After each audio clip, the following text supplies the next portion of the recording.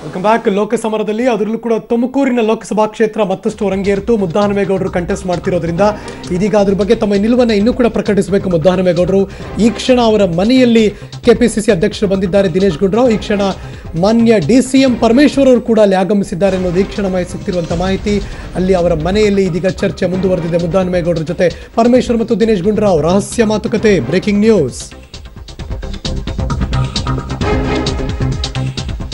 ಈಗ ನೋಡ್ತಿರುವಂತಹ ಬೆಳವಣಿಗೆಗಳು. ನಾಮಪತ್ರವನ್ನು ವಾಪಸ್ ಪಡೀತಾರಾ ಮುದ್ದಹನುಮೇಗೌಡರು? ಅವರ ಮೇಲೆ ಅವರನ್ನ ಒಪ್ಪಿಸುವಂತಹ ಕೆಲಸಕ್ಕೆ ಕೈ ಹಾಕಿದ್ದಾರೆ. ನೀವು ನೋಡ್ತಿರುವಂತಹ ದೃಶ್ಯಾವಳಿಗಳು. ಹೊರಗಡೆ ಅವರ ಬೆಂಬಲಿಗರು ಕೂತಿದ್ದಾರೆ. ಅವರ ಪ್ರಕಾರ ಅವರು ಕಂಟೆಸ್ಟ್ ಮಾಡಬೇಕು ಅಂತ. ಬಟ್ ಮುದ್ದಹನುಮೇಗೌಡರು ಏನು ಮಾತಾಡ್ತಾರೆ, ಅವ್ರ ಜೊತೆ KPCC ಅಧ್ಯಕ್ಷರು ಮತ್ತು ಮಾನ್ಯ ಉಪಮುಖ್ಯಮಂತ್ರಿಗಳು ಏನು ಹೇಳ್ತಾರೆ, ಆ ರಹಸ್ಯ ಮಾತುಕತೆ ಔಟ್ಕಮ್ ಏನು ಅನ್ನೋದು ಮತ್ತಷ್ಟು ಕುತೂಹಲ ಕೆರಳಿಸ್ತಾ ಇದೆ. ನನ್ನ ಸಹೋದ್ಯೋಗಿ ಮಸೂದ್ ನೇರ ಸಂಪರ್ಕದಲ್ಲಿ ಜಾಯ್ನ್ ಆಗ್ತಿದ್ದಾರೆ. ಮಸೂದ್, ಏನು ನಡೀತಾ ಇದೆ ಈ ಕ್ಷಣ? ಹರೀಶ್, ಬೆಂಗಳೂರಿನ ಮುದ್ದಹನುಮೇಗೌಡ ಅವರ ನಿವಾಸಕ್ಕೆ ಈಗಾಗಲೇ DCM ಪರಮೇಶ್ವರ್ ಅವರು ಕೂಡ ಬಂದಿದ್ದಾರೆ. KPCC ಅಧ್ಯಕ್ಷ ದಿನೇಶ್ ಗುಂಡೂರಾವ್ ಅವರು ಕೂಡ ಬಂದಿದ್ದಾರೆ. ಇಬ್ಬರು ಕೂಡ ಮುದ್ದಹನುಮೇಗೌಡರ ಜೊತೆ ಪ್ರತ್ಯೇಕವಾಗಿ ಅವರ ಕೊಠಡಿಯಲ್ಲಿ ಮಾತುಕತೆ ನಡೆಸ್ತಾ ಇದ್ದಾರೆ. ಮನವೊಲಿಕೆ ಕೆಲಸದ ಕಟ್ಟಕಡೆಯ ಪ್ರಯತ್ನಗಳನ್ನ ಈ ಇಬ್ಬರು ನಾಯಕರು ಮಾಡ್ತಾ ಇದ್ದಾರೆ. ಬಹುಪಾಲು ಇನ್ನು ಅರ್ಧ ಗಂಟೆ 1 ಗಂಟೆ ಒಳಗಡೆ ಅವರ ಮನವೊಲಿಕೆ ಕಾರ್ಯ ಮಾಡಿ, ಅಂದ್ರೆ ಮನವೊಲಿಕೆ ಮಾಡುವಲ್ಲಿ ಸಫಲ ಆಗಿ ಅವರು ಏನ್ ನಿರ್ಧಾರ ತಗೋತಾರೆ ಕೆಲವೇ ಹೊತ್ತಿನ ಮುಂಚೆ ಮುದ್ದಹನುಮೇಗೌಡರು ಪಬ್ಲಿಕ್ ಟಿವಿ ಜೊತೆ ಮಾತಾಡಿದ್ರು. ಏನ್ ಮಾತಾಡಿದ್ರು ಬನ್ನಿ ನೋಡೋಣ. ದಿನೇಶ್ ಗುಂಡೂರಾವ್ ಅವರು ಕೂಡ ಬರ್ತಾ ಇದ್ದಾರೆ. ಗೊತ್ತಿಲ್ಲ, ನನಗೆ ಗೊತ್ತಿಲ್ಲ. ಬಂದ ಮೇಲೆ ಎಲ್ಲ ಏನೇ ಇದ್ರೆ ನಾವು ಮಾತಾಡಿ ನಿಮ್ಗೆ ಹೇಳ್ತೀನಿ. ಖಂಡಿತ ಹೇಳ್ತೀನಿ. ಸಭೆ ಆರಂಭ ಮಾಡ್ತೀರಾ ಸರ್? ಅಲ್ಲ, ಇಲ್ಲ, ನಾವೆಲ್ಲ ನನ್ನ ಲೀಡರ್ಸ್ಗಳನ್ನೆಲ್ಲ ನಾನು ಬೆಳಗ್ಗೆಯಿಂದ ನಾನು ಕುಳಿತುಕೊಂಡು ಅವರ ಅಭಿಪ್ರಾಯಗಳನ್ನ ಕಲೆಕ್ಟ್ ಮಾಡಿದ್ದೀನಿ.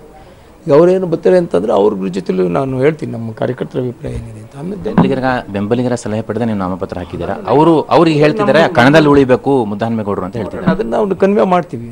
ಅವ್ರು ಕನ್ವೆ ಮಾಡಬೇಕಲ್ಲ, ನಮ್ಮ ನಾಯಕರುಗಳಿಗೂ ಕನ್ವೆ ಮಾಡಬೇಕಲ್ಲ. Ultimately they are our strength. We have to respect them also. We take decision. ಈಗ ಒಂದ್ ಕಡೆ ಬೆಂಬಲಿಗ ಹೇಳ್ತೀನಿ, ಇದನ್ನಾದ್ಮೇಲೆ ಇನ್ನೊಂದು ಕಡೆ ಕಾಂಗ್ರೆಸ್ ನಾಯಕರು. ಯಾವ ಕಡೆ ನೀವು ನಿರ್ಧಾರ? ನಾನೇನು ಮಧ್ಯದಲ್ಲಿ ಇದ್ದೀನಲ್ವ, ಈಗ ಡಿಸಿಷನ್ ಆಗ್ಬೇಕಲ್ಲ. ಎಲ್ಲ ಒಂದು ಚರ್ಚೆ ಆದಮೇಲೆ the outcome I will let you know. I will let you know the outcome afterwards. Hariprasad ಅವರು ಒಂದು ಮಾತು ಹೇಳಿದ್ದಾರೆ ಸರ್ ತುಮಕೂರಲ್ಲಿ. ನಾವು ಒಂದು ವೇಳೆ ಅವರು ವಾಪಸ್ ತಗೊಳ್ಳಿಲ್ಲ ಅಂದ್ರೆ ಉಚ್ಚಾಟನೆ ಮಾಡಬಹುದು. ಅದು ಅವ್ರು ಬಿಟ್ಟಿದ್ದು. ನಾನು ಅದನ್ನ I don't comment on that. ಅವರು ಸೀನಿಯರ್ ಲೀಡರ್ಸ್ಗಳು ಅವ್ರು ಏನು ಬೇಕಾದ್ರೂ ಹೇಳ್ತಾರೆ ನಮ್ಗೆ. ಅದನ್ನ I am not responsible for his statement. It is his statement. Siddaramaiah ಅವರು ಕೂಡ ನಿನ್ನೆ ಮಾತಾಡಿದ್ದಾರೆ. ಎಲ್ಲರೂ ಮಾತಾಡಿದ್ದಾರೆ. ಎಲ್ಲ ಲೀಡರ್ಗಳು ಮಾತಾಡಿದ್ರೆ ಹೇಳಿದ್ದೀನಲ್ಲ, ನಾನು ಮಾಧ್ಯಮಕ್ಕೆ ಹೇಳಿದ್ದೀನಿ ಎಲ್ಲ ಲೀಡರ್ಗಳು ಮಾತಾಡಿದ್ದಾರೆ ಅಂತ ಹೇಳ್ಬಿಟ್ಟು. ಮಸೂದ್, ಅವ್ರ ಜೊತೆ ನೀವು ಮಾತಾಡ್ತಿದ್ದನ್ನ ಕೇಳಿಸ್ಕೊತಾ ಇದ್ದೆ ನಾನು.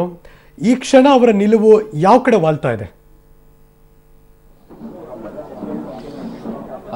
ಹರೀಶ್, ಏನಂತಂದ್ರೆ ಇನ್ನೂ ಕೂಡ ಬಹಳ ಗೊಂದಲದಲ್ಲಿದ್ದಾರೆ. ಯಾಕಂತಂದ್ರೆ ಒಂದ್ ಕಡೆ ಕಾಂಗ್ರೆಸ್ನ ಎಲ್ಲಾ ಹಿರಿಯ ನಾಯಕರು, ಹೈಕಮಾಂಡ್ ಮಟ್ಟದ ನಾಯಕರು ಕೂಡ ಅವರ ಮನವೊಲಿಕೆ ಮಾಡ್ತಿದ್ದಾರೆ, ವಾಪಸ್ ತಗೊಳ್ಳಿ. ಯಾಕಂತಂದ್ರೆ ಮೈತ್ರಿ ನಿಯಮದಂತೆ ನೀವು ವಾಪಸ್ ತಗೊಳ್ಳೇಬೇಕು, ದೇವೇಗೌಡರಿಗೆ ಹಾದಿ ಸುಗಮ ಮಾಡ್ಕೊಡ್ಬೇಕು ಅಂತ. ಯಾಕಂದ್ರೆ ಹೈಕಮಾಂಡ್ ಮಟ್ಟದಲ್ಲಿ ತೀರ್ಮಾನ ಆಗಿರೋ ಹಿನ್ನೆಲೆಯಲ್ಲಿ ವಾಪಸ್ ತಗೊಳ್ಳಿ, ನಿಮಗೆ ಸೂಕ್ತ ಸ್ಥಾನಮಾನ ಕೊಡ್ತೇವೆ ಭವಿಷ್ಯದಲ್ಲಿ ಅನ್ನುವಂಥ ವಿಚಾರ ಕೂಡ ಹೇಳ್ತಿದ್ದಾರೆ.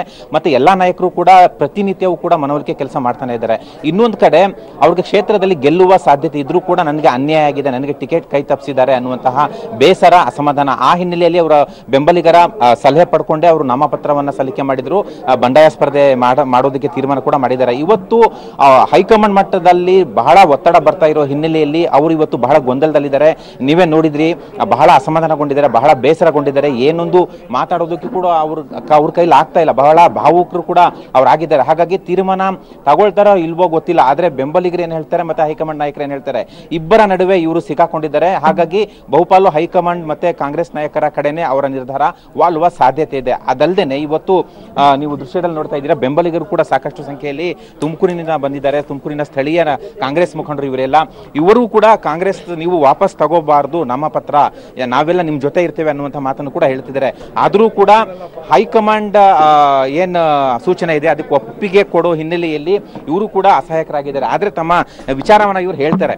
ಇವತ್ತು ಏನು ಸಲಹೆ ಕೊಡ್ತೀರಾ ಸಭೆಯಲ್ಲಿ ಸರ್?